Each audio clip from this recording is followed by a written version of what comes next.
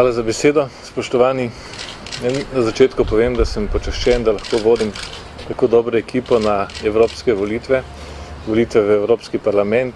Gre za drugo največjo demokratično izkušnjo ali prakso na svetu, takoj za indijskimi volitvami, kjer se bo na stotine milijonov ljudi aktivno udeležilo volitev v edino evropsko inštitucijo, ki je neposredno voljena. In zdaj že bo na tej volitve dopolnila 3 desetletja. Vesel sem tudi, da na teh volitvah nastopamo kot eni od favoriti.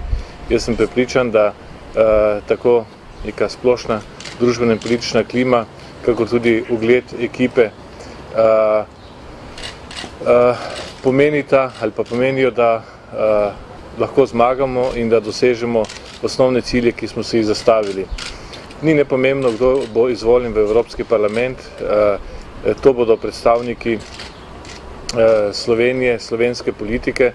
Pomembno je tudi, da v Evropskem parlamentu slovenski poslanci sodelujejo v tistih političnih skupinah, ki imajo pomembno ali pa odločilno vlogo in vpliv tudi na evropski politiki. In jaz sem prepričan, da bodo stranke slovenske pomladi tudi tokrat, tako kot pred 5 leti zmagali. Vselej, kadar so volitve spomladi na Slovenskem, je rezultat za nas dober. Hvala.